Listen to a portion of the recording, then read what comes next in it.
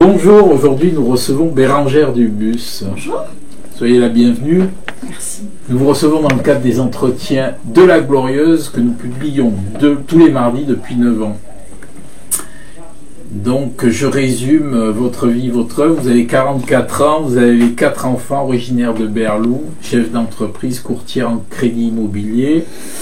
Vous avez créé le syndicat national des courtiers en vous battant contre les banques. Vous avez été présidente de SOS Racisme et membre de Ni Pute Ni Soumise. C'est vrai aussi. Alors SOS Racisme des Alpes-Maritimes, pas au national. Voilà. En politique, aujourd'hui, vous êtes avec David Lisnard. Je me suis présentée sous l'étiquette Nouvelle Énergie aux législatives. Oui. Et vous y êtes toujours. Je suis toujours adhérente de Nouvelle Énergie, tout à fait. D'accord. Vous payez votre cotisation? Je suis à jour de ma cotisation. C'est bien. Le patron, c'est Monsieur Tinès. Le patron, c'est David Lisnard. Oui, mais c'est Monsieur Tinès localement. Qui est le représentant local. Voilà. Vous avez un avis sur les hommes qui trustent la politique? Je rentre directement dans le sujet. J'ai pas d'avis sur les hommes en politique, j'ai de l'avis sur... les hommes qui trustent les partis politiques. Les hommes qu'on voit, les mêmes personnes qu'on voit depuis autant d'années dans les partis politiques, oui, je pense qu'il y a quand même une mainmise au national et en local, et que ça manque un petit peu de sang frais. D'accord. J'ai du mal avec la culture de l'héritier, où on se nomme et où on va passer d'un parti à l'autre, où il n'y a pas de renouveau. Les migrateurs entre partis, ça c'est une spécialité locale, non? Ça aussi, j'ai un petit peu du mal de retrouver les mêmes personnes qui m'ont fait des passages PRG, PS, En Marche, Renaissance, Nouvelle Énergie. En fait, on prend toujours la même tête, on recycle, et effectivement, ça me pose des questions. D'accord. Bon, il y en a un qui disait que c'était pas la girouette qui tournait, c'était le vent. Tout à fait, c'est exactement ça. Donc, bon, autre chose à rajouter, là, d'essentiel pour votre présentation? Je ne crois pas, tout a été dit. Alors, la une du 1146 de la Glorieuse, donc, Nathalie Oziol, je suis prête pour le combat. À 6 mois des municipales, les gauches sont pour l'instant irréconciliables. Vous en pensez quoi? J'en pense pas grand-chose. Je pense pas pour les autres. Je pense qu'il est légitime que chacun ait ses combats et ses idées. Nathalie Oziol a le sien. Après, la question c'est est-ce que je me reconnais dans Nathalie Oziol ou dans les gauches dont on parle là? Non, pas du tout. D'accord. Alors ensuite, on revient sur le sénateur Bourgi qui veut se faire les juges. Mais moi, je veux me faire Bourgi. Vous voulez vous faire Bourgi? Vous n'êtes pas copine avec lui, au fait? Ah non, mais alors, moi, enfin, Bourgi, je dis ça. Bourgi, aujourd'hui, a des propos, et c'est pas la première fois, qui sont inacceptables envers les gens en général, et envers moi. Et donc, j'ai saisi le Sénat, j'ai saisi le Parti Socialiste, j'ai saisi la Commission Égalité Hommes-Femmes, où il est membre. Qu'est-ce qu'il a dit sur vous? Rappelez-nous. J'ai, sur un sujet politique où je pose des questions en tant que personne, citoyenne, mais également dirigeante syndicale, d'un métier de chiffres, donc poser des questions sur les chiffres et l'économie, c'est également mon métier. Je suis experte en économie sur ces sujets-là. Il m'a dit arrêtez de pleurnicher, sortez vos mouchoirs. Il m'a dit tocard, non. C'est pas méchant. Hein. Je sais pas, en fait la question. À l'Assemblée nationale, les mots d'oiseau ça fuse. Hein. C'est pas un nom d'oiseau. Est-ce qu'on dit à un homme sortez vos mouchoirs, arrêtez de pleurnicher? Ramener une femme dirigeante à sa prétendue émotivité, surtout je ne suis pas du genre, je crois. Je pense pas que je pleurais dans ce message-là, je considère que c'est pas acceptable. Et de toute façon qu'un sénateur n'a pas à s'exprimer comme ça. On peut toujours débattre des idées, on parle du fond, ce genre de choses, je trouve que ça... Alors vous avez porté plainte au Sénat? J'ai écrit au Sénat pour dire qu'aujourd'hui, est-ce que c'est normal qu'un sénateur s'exprime comme ça? Et il est membre de la Commission Égalité Hommes-Femmes, et renvoyer les femmes à leur émotivité supposée, pleurer, pleurnicher, mouchoir quand elles s'opposent, je pense que c'est pas normal. Bon, est-ce qu'ils vous ont répondu, le Sénat? Pas encore, mais j'attends, je les relancerai. Quand est-ce que vous leur avez écrit? Il y a une dizaine de jours, je pense. D'accord. Donc c'est tout frais, en fait, tout frais. Ce chicaille avec Bourgi. Non, il m'a déjà traité de tocard il y a un an, aux législatives. Je crois qu'il n'aime pas beaucoup ce monsieur qu'on lui tienne tête avec des chiffres ou des éléments factuels. Donc il en revient à l'insulte pour que le débat change de terrain. On passe des faits et du rationnel sur l'irrationnel et la bagarre cour de récréation. Saisir le Sénat et les instances, c'est remettre le débat cadré, c'est-à-dire qu'est-ce qu'on dit, qu'est-ce qu'on ne dit pas, quel est le cadre dans lequel on s'exprime. Il aime peut-être pas les femmes en politique. Je ne pense pas que ce soit ça, je pense qu'il n'aime juste pas qu'on ose remettre en cause son pouvoir et son hégémonie. Il y a un petit côté comme ça d'enfant gâté qui a été nommé, préservé et qui se croit tout puissant. Donc, on va laisser passer ça. On revient aussi dans notre numéro de mercredi sur le 8 septembre et nous titrons Question de confiance pour de la fausse. Un autre article sur un groupuscule animaliste en mal de notoriété qui fait un mauvais procès à Pierre Richard. Voilà. Alors, un autre article sur un saint qui bordélise un quartier. Vous voyez, il y a plein de sujets différents. Et on parle aussi de l'invité de la semaine dernière, Jean-François Schmitt, SDF philosophe de la rue, qui nous dit qu'il arrive quand même à prendre une douche tous les 3 jours à Montpellier. Voilà le programme. Bérangère. Alors, l'actualité du week-end, parce que bon, on peut parler de plein de choses, on va commencer par le week-end. La photo du maire entre 2 évêques. Alors, pour le sabre de la laïcité, ça vous inspire quoi? Vous l'avez vu passer? Je ne l'ai pas vu passer. Moi, je suis en week-end, j'ai décroché. Ah, vous décrochez? Et je décroche. Les réseaux sociaux, c'est seulement la semaine. Non, mais il y a des périodes où il faut savoir décrocher. C'était le week-end de la rentrée. J'ai 4 enfants, donc on s'est consacré sur la rentrée. Mais moi, je pense que plutôt que le maire se prenne en photo avec 2 évêques, d'ailleurs, notre évêque est très bien, Monseigneur Turini, je pense que ça serait bien qu'il paye les forfaits, par exemple, aux écoles privées, comme il se doit, parce qu'il y a des procès entre les OGEC. Vous voyez, par exemple.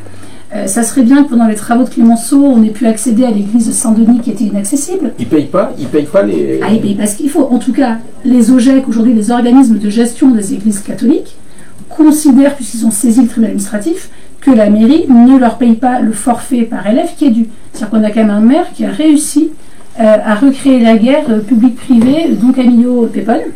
D'accord.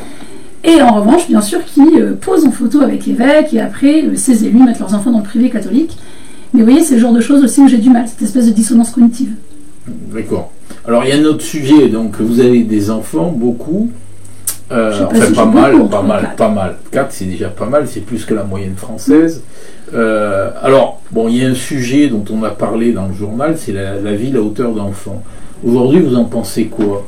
En fait, la ville à hauteur d'enfant, ça me fait rire. C'est pas que Myrtille et Apollin puissent aller 2 fois par an au théâtre voir une pièce. C'est pas ça la ville à hauteur d'enfant. Une ville à hauteur d'enfant, déjà, c'est des enfants qui peuvent être bien logés avec leurs parents.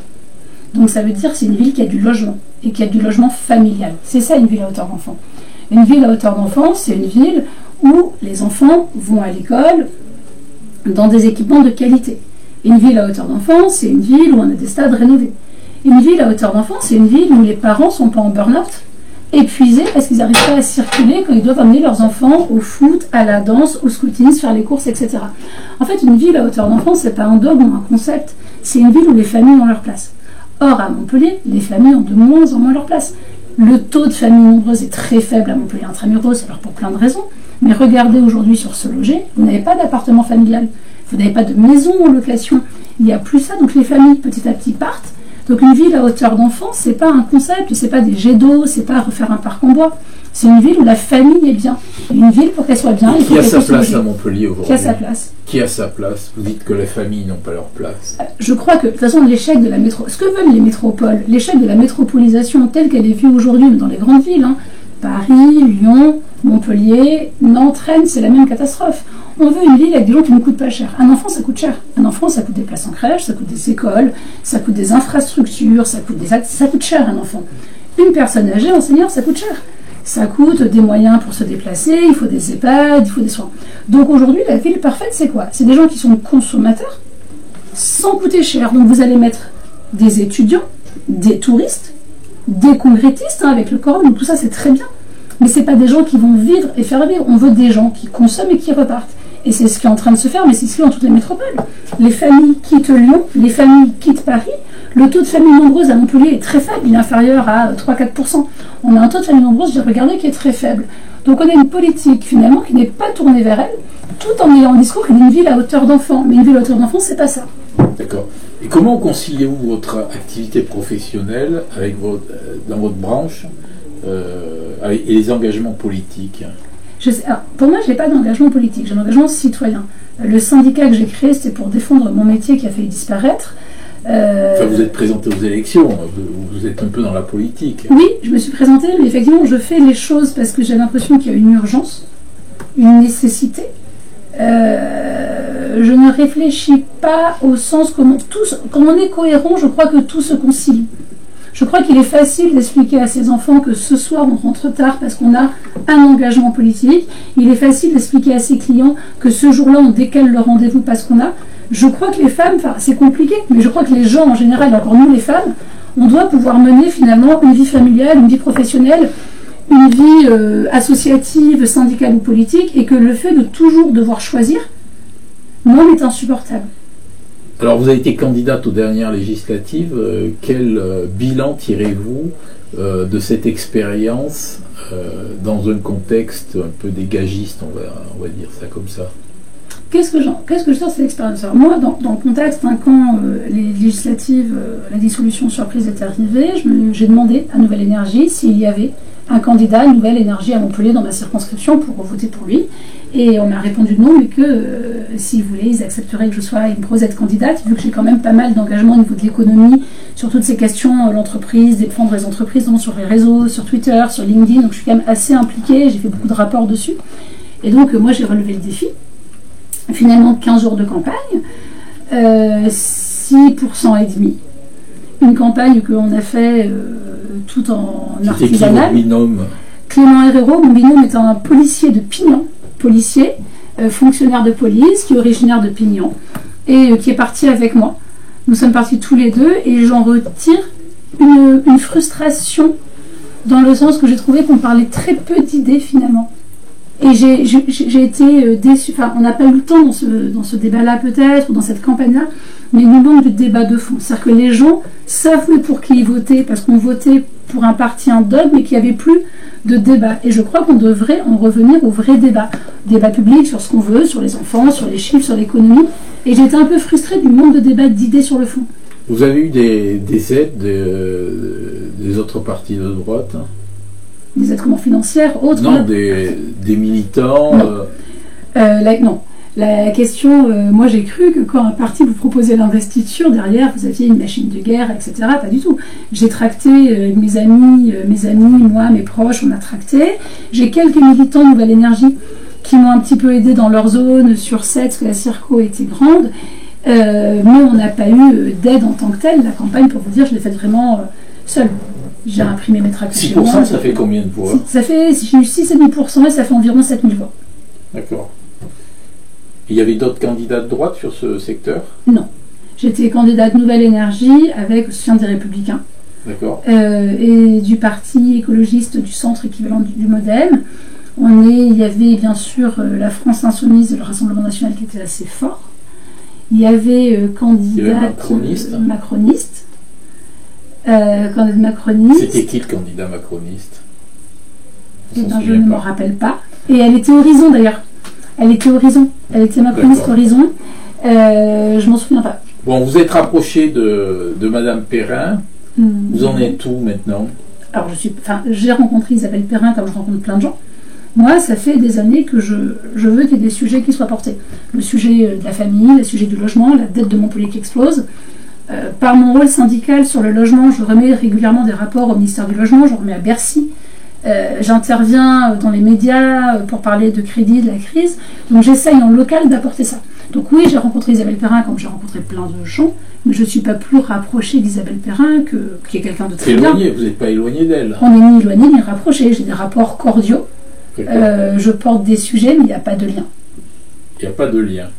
Des liens courtois, cordiaux, on peut discuter, mais il n'y a pas... À la question est-ce que je suis libre? Oui, je suis totalement libre et engagée nulle part avec personne. Donc David Lisnard vient d'annoncer sa volonté de participer à une primaire à droite. Est-ce que vous comprenez cette décision? Oui. Je pense que David Lisnard... On passe à une autre question alors. Ah mais oui, David Lisnard porte David Lisnard porte un discours qui n'est pas séduisant pour la majorité, parce qu'il parle de chiffres, il parle de rigueur, il parle de fiscalité, de choses complexes. Mais ce qu'il faut comprendre, c'est qu'on ne peut pas faire d'humain si on n'a pas les moyens. Donc ça passera bien sûr à un moment donné, toute politique, sociale, humaine, tout ce qu'on veut faire devra passer à un moment donné par une remise à plat de nos finances, que ce soit local ou national. C'est pareil à Montpellier. Quand on est au bord de la faillite, une ville ne peut rien faire. Donc David Lisnard a un discours, et d'ailleurs ce qu'il fait est très fort, puisqu'en 5 ans, la question quand même de l'économie, de la simplification pour les entreprises, de l'entrepreneuriat, a été portée par lui. Elle arrive aujourd'hui sur le devant de la scène, et personne ne l'a fait avant lui. Donc oui, c'est logique qu'il porte vraiment un courant qui n'est pas majoritaire, je pense, mais qui est essentiel. Pour les municipales à Montpellier, les partis vont-ils compter? Ça, pour l'instant, on n'en sait rien. Je crois que tout le monde, enfin, il n'y a pas beaucoup de monde encore déclaré. Il y a plein d'acteurs aujourd'hui où on ne sait pas encore qu'est-ce qui va se passer, qu'est-ce qui va se faire. Est-ce que vous pensez possible une alliance entre la droite et le centre? La droite et le centre, oui, pour moi, sont alliés depuis très longtemps. Après, qu'est-ce qu'on appelle la droite? Qu'est-ce qu'on appelle le centre? De quelle alliance on parle? Une alliance d'idées et de moyens est toujours quelque chose de bien. Est-ce que c'est une alliance de circonstances? En tout cas, j'espère et je veux qu'il y ait du changement. J'aimerais porter du changement et j'espère que ça va changer, ça c'est vrai. Est-ce que vous êtes RN compatible? Alors j'allais vous dire non. Par réflexe, non. Est-ce que je vote RN? Est-ce que j'ai appelé à voter RN? Non. J'ai été militante antiraciste très longtemps, enfin j'ai des convictions humanistes. Est-ce qu'aujourd'hui, je pense que se servir du Rassemblement national comme un épouvantail pour être sûr de gagner au second tour est une manipulation insupportable? Oui, je le pense. Est-ce que je pense que les élus Rassemblement national que je rencontre sont a priori courtois et méritent d'être respectés malgré tout? Oui, parce qu'ils portent la voix des gens. Donc non, je ne suis pas RN compatible, je ne crois pas. En revanche, est-ce que je les respecte comme je respecte tous les gens autour de moi dès lors qu'ils sont porteurs de scrutin universel et de voix? Oui, je le crois. Et après le 8 septembre, est-ce que vous êtes plutôt pour un gouvernement PS, un gouvernement techno, la dissolution de l'Assemblée nationale, la démission du président ou la destitution du président? On peut tout choisir? Est-ce qu'on peut tout choisir? Non, mais on sait que le problème est Emmanuel Macron. Les gens ne veulent plus d'Emmanuel Macron. Donc en fait, il peut dissoudre. Je sais pas. Les gens ne veulent plus d'Emmanuel Macron, donc il peut dissoudre, redissoudre et refaire, ça ne marche pas. Est-ce que je veux un gouvernement socialiste? Bien sûr que non. C'est pas possible. Est-ce que je rêve d'un gouvernement technique sous la houlette de quelqu'un comme David Lisnard, justement, qui prend en charge la question de la dépense publique, qui rationalise aujourd'hui toutes les agences publiques de développement qu'on a, tout cet argent qu'on jette, etc. Est-ce que je rêve de ça? Oui. Est-ce que ça arrivera? Je ne crois pas. À la question, est-ce que je veux une dissolution? Je pense qu'on a besoin de stabilité économique et de confiance, parce qu'à chaque changement politique, ce matin, les taux de crédit ont augmenté de 0,30, comme j'ai annoncé. C'est-à-dire que chaque fois qu'il y a de l'instabilité, ça se répercute sur le coût du crédit, sur le coût du logement, sur l'instabilité, sur plein de choses. Est-ce que j'aimerais avoir une autre Assemblée nationale? Bien sûr que oui. Alors, le maire de Montpellier dit « je fais ». Vous l'avez vu passer ça, oui, non? Je l'ai vu son « je fais ». Je fais. Mais fait-il bien? Déjà, fait-il pour les gens? Point d'interrogation. Déjà, je. Moi, j'ai lu dans un article qu'il y avait 8 fois je. Donc déjà, je. Voilà. Je fais. Est-il égotique? Quand sur un article, vous avez 8 fois je, et que Montpellier n'existe... Moi, j'ai fait une étude de lettres au départ, donc j'ai mis un petit... Je me suis fait une étude de texte comme en terminale. Hein. On avait 8 fois je. Montpellier n'était là que en rapport à lui. J'ai fait à Montpellier, j'ai remis. Je crois qu'on est sur quoi il explique, je l'ai lu cet article, hein, que comme Georges Frêche, il veut laisser sa marque, il ne gouverne pas pour les Montpelliérains. Il gouverne pour lui, pour avoir sa page Wikipédia, et pour son avenir. D'accord. Il a envie, on le voit, il y a des choses qui me choquent. La vue de Toulouse, par exemple, je vois un panneau qui dit « Rendre la vue de Toulouse majestueuse ». Il y a un mot comme ça. Je trouve ça très prétentieux et grandiloquent. On peut rendre une avenue jolie, esthétique, ombragée, sécurisée, confortable, enfin plein de choses majestueuses. On est quand même dans un espèce, j'ai l'impression, le roi est nu dans une espèce de conte d'Andersen, où on veut des folies à 10 000 € du mètre, mais tant pis si les gens ne peuvent pas se loger, où on soutient la ZFE parce qu'on ne veut pas les voitures des pauvres, on veut plus de prolos, on veut plus d'espace, on veut plus de Xara, on veut plus de Picasso, on veut que des voitures écologiques et modernes, où demain on dit je fais les nouveaux quartiers, mais où sont les gens? Où sont les gens? Sur l'avenue de Toulouse. L'avenue de Toulouse, moi j'y vais. Il y en a des gens sur l'avenue de Toulouse. Mais ces gens-là, vous les écoutez, vous les voyez. Moi, l'avenue de Toulouse, quand je parle de Toulouse, moi je pense à Ada qui a fermé son commerce après 30 ans. Moi je sais qu'en cas de liquidation, 23% des chefs d'entreprise ont des pensées suicidaires, avec une majorité qui peut passer à l'acte. Ça, c'est concret. Moi, la ville de Toulouse, je ne pense pas qu'elle soit majestueuse. Je pense à Abbé-Fermier. Oui, mais il va y avoir des immeubles collaboratifs.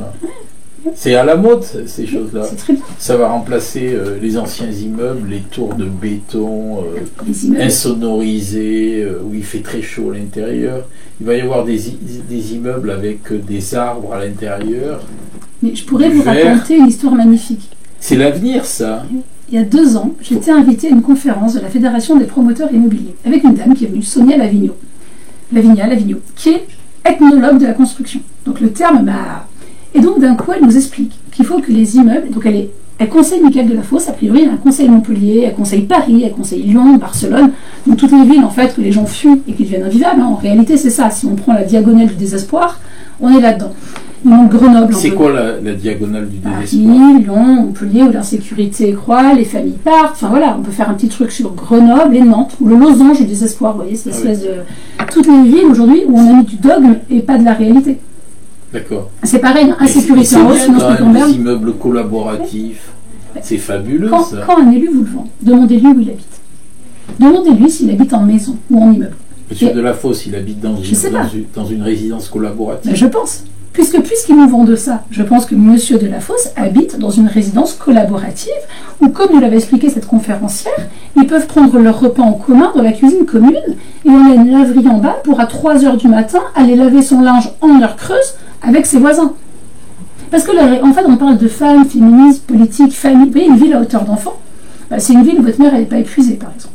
Et pour pas que votre mère elle soit épuisée, il ne faut pas qu'elle passe des heures dans les bouchons. Ou alors, il faut qu'elle ait plutôt sa machine à laver à faire quand elle a envie de la faire, et pas parce qu'elle est dans un immeuble collaboratif qu'on lui donne des horaires. Vous voyez, la ville à hauteur d'enfant, c'est ça. C'est manger, c'est jouer, c'est se laver, c'est tout ce quotidien qui est totalement oublié. Alors, vous travaillez dans l'immobilier, pourquoi à Montpellier, on n'arrive pas à trouver des T4 et des T5 Alors, je suis courtière en crédit immobilier. C'est-à-dire que moi, je permets aux gens d'acheter, d'avoir leur crédit. Je suis très engagée. On ne trouve pas des T4 et des 5. Je suis très engagée dans. Non, on ne trouve pas. Dans la ils sont passés où? Ils sont passés sur. Mais pourquoi il n'y en a pas? Parce qu'aujourd'hui, quand vous voulez avoir un appart à la location, ça veut dire que quelqu'un l'a acheté pour vous le louer. Vous êtes d'accord? Oui. Ah, d'accord. Cette personne qui achète pour vous le louer, si on sort du schéma d'extrême gauche, méchant bourgeois, rentier, c'est mal. Ok. La personne achète avec un crédit pour louer ce bien. Sauf qu'aujourd'hui, vous avez une taxe foncière qui représente plus de 2 mois de loyer. Et que vous avez un encadrement des loyers. Et que l'encadrement des loyers, ça a été prouvé par toutes les études, dans tous les pays du monde. Crée la pénurie locative. L'encadrement des loyers crée la pénurie locative. Et en plus, l'encadrement des loyers, il y a un prix au mètre carré, mais plus la superficie augmente, plus ce prix est défavorable. Donc aujourd'hui, quand vous avez un appartement T4, que vous allez acheter à Montpellier dans une gamme assez chère, dans l'ancien, par exemple, 280 000 €, et qu'on va vous dire que vous allez avoir 3 500 € de taxe foncière par an et que vous ne pourrez pas louer plus de 900, bah, tout simplement, vous ne l'achetez pas. Et comme vous ne l'achetez pas, vous ne le louez pas. Et si donc vous ne le construisez pas. Vous ne le construisez pas. Donc il n'existe pas. Alors, ça, et si il existe, parce qu'il a été fait, vous l'avez acheté, d'un coup vous le coupez en 2 et vous faites des chambres étudiantes. Et vous repartez à 0. Alors là, c'est la saison, là on vient de recevoir la taxe foncière, plus 5%. Depuis le début de la mandature du maire, on frise les 30%. Est-ce que ça, c'est pas un repoussoir au niveau immobilier? Alors en fait, il y a toujours tout. Pour moi, c'est pas en réalité, c'est pas l'économie qui dirige la vie des gens, mais les gens aujourd'hui font des choix que l'économie est censée soutenir. Ce que je veux dire, c'est qu'on métier de courtier en crédit, c'est pas de dire aux gens quel est le meilleur investissement pour habiter, parce que habiter quelque part, c'est pas un investissement, c'est un besoin primaire. C'est de leur dire en revanche, si vous rêvez d'habiter là, on peut le faire comme ça. Le problème de la taxe foncière, c'est quoi? 82% des Français, par exemple, veulent une maison. Aujourd'hui, les taxes foncières des maisons, pour une petite maison de 90 mètres carrés, on a des taxes foncières à 3 000 €. Donc les gens n'ont plus les moyens. Ça veut dire que moi, je connais des familles qui, l'été, vont dans leur garage où elles ont fait un petit studio pour louer la maison à des touristes et payer leurs taxes foncières. Ça, quand on parle d'une ville à hauteur d'enfant, les gamins qui ne profitent pas de leur maison, ça ne fonctionne pas. On a des familles qui disent, moi je vends pour aller habiter en dehors de l'Aglo parce que c'est trop cher. Mais donc vous allez habiter à Saint-André-de-Sangonis peut-être, mais votre mère, elle va faire tous les trajets. Donc votre ville à hauteur d'enfant, c'est des parents qui sont épuisés des trajets en plus. Vous voyez. Donc la taxe foncière, bien sûr qu'elle est hors de prix. Montpellier est la 4e ville sur les 50 premières villes en termes de taxe foncière. Le taux est quasiment à 54%. C'est une folie. La taxe foncière à Montpellier est très très chère. C'est un choix politique de Michael Delafosse de l'augmenter. Alors, Est-ce qu'on a pris en mesure la crise de l'immobilier? Alors attendez, juste pourquoi la taxe foncière augmente, c'est important, vous compreniez quand on parle de politique et de chiffres. Il n'y a que 30% à Montpellier, 31% de propriétaires occupants. Donc les gens qui payent la taxe foncière n'habitent pas à Montpellier. Les 60% de propriétaires d'étudiants ou de locataires. Donc tant que vous augmentez votre taxe foncière, globalement, ceux qui la payent ne votent pas là. Et un bien immobilier, on ne peut pas le délocaliser, on ne le revend pas comme ça, c'est un choix, il y a des ancrages. Donc finalement, la taxe foncière aujourd'hui, c'est la taxe la plus injuste qu'on peut mettre parce que les gens sont captifs. Mais alors sur les appartements, là, bon, sur les folies, il y a un problème, on en a parlé, on en a lancé 5, on en a réalisé une ou deux, c'est 10 000 € le mètre carré. Là, la taxe foncière, elle est aussi exponentielle sur ces appartements. Non, le neuf, non, ce qui fait... Le neuf a un barème, les biens neufs ont un barème un peu supérieur aux biens anciens, etc. Mais la taxe foncière, ça reste l'équipement et la superficie. D'ailleurs, ce qui peut être un petit peu injuste, des gens qui ont une vieille maison des années 80 qui ont besoin de faire des travaux, paieront autant de taxes foncières que quelqu'un qui a un même appartement enfin rénové. Je ne sais pas si c'est injuste ou pas, mais ça prend en compte l'année de construction, la superficie habitable, nombre de salles de bain, etc. Mais moi, les folies, c'est très bien. Je trouve qu'on a une belle ville, qu'on a des promoteurs qui sont brillants. Et Montpellier, quand je vais à Montpellier et que je compare à d'autres villes, on a toujours été une ville avec des programmes urbains audacieux et intelligents. Ce que je reproche aujourd'hui, c'est qu'on ne peut pas loger tout le monde dans des folies à 10 000 € du mètre. Vous voyez, on en revient à l'image, au dogme, au mépris social. Les gens ont besoin de se loger dans des petites maisons mitoyennes quand ils ont des enfants parce qu'ils veulent un bout de jardin. Et que c'est normal, on veut tous un barbecue, un chat, un chien. Et globalement, les gens veulent ça. Donc leur refuser pour proposer des immeubles collaboratifs, c'est pas ce qu'ils veulent en fait. Les Français aimeraient avoir 2,4 enfants par foyer. Ils en ont plus que 1,9. Vous imaginez, les Français font plus autant d'enfants. Pourquoi? Pas de logement plus grand. Vous ne déménagez pas, vous faites plus d'enfants. Donc vous voyez, quand on parle de l'immobilier, l'immobilier, en fait, c'est pas... Moi, quand je défends l'immobilier, je défends pas une rente des promoteurs, c'est pas ça. Moi, je défends mes clients qui me disent, Madame Dubu, on aimerait bien trouver un T4, un T5, parce que ma femme est enceinte, on n'y arrive pas. Il y a tout ça, il y a un sentiment d'humiliation aussi pour les gens, de ne plus arriver à se loger aussi bien que ce que leurs parents ont fait. Dans le logement, c'est quand même la pierre angulaire de la famille, il y a quelque chose de très fort dans le logement. Et cette crise de l'immobilier, c'est une crise humaine et sociale, mais qui est terrible. Les répercussions, là j'ai fait les calculs, je les sortirai dans quelques jours, la ville quand même, à chaque transaction immobilière, il y a des frais qui reviennent à la ville. La chute de l'immobilier, c'est moins d'argent pour la ville qui est déjà en faillite, c'est des licenciements, c'est des sous-traitants qui ferment et c'est des gens qui ne se logent pas. Donc finalement, il n'y a rien de drôle. Mettre les promoteurs au pas, comme avait dit à l'époque notre maire, c'est pas les promoteurs qui n'ont pas, c'est les Montpelliérains. Alors, bon, c'est très compliqué, Montpellier, on l'a compris, les parkings, c'est hors de prix, 2 heures sur la Comédie, c'est presque 5 €, l'immobilier, c'est intouchable,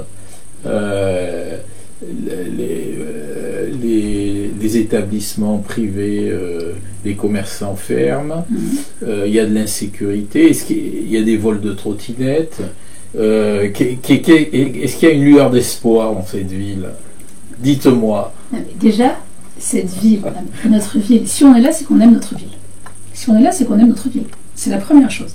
Le fait de vouloir s'engager, le jour où je me suis dit, mais c'est pas possible, il faut que ça s'arrête, il faut que ça aille mieux, je l'aurais pas fait si je me sentais pas concernée par ma ville. Donc déjà, le fait qu'on aime tous notre ville, qu'est-ce qu'il y a de positif? Qu'est-ce qu'il y a de positif alors? Dans notre ville? Oui. Les gens qui la composent, moi je mets les gens avant les idées. Qu'est-ce qu'il y a de bien plus? Les gens.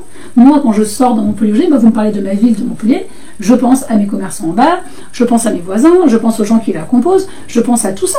Donc Montpellier, d'abord, qu'est-ce qui compose une ville? C'est les gens. Et je me dis, comment on peut gouverner en ne parlant que travaux, projets et jamais des gens? J'aime les gens. Oui, c'est ce qu'a dit... ma communauté. C'est ce qu'a dit votre ami...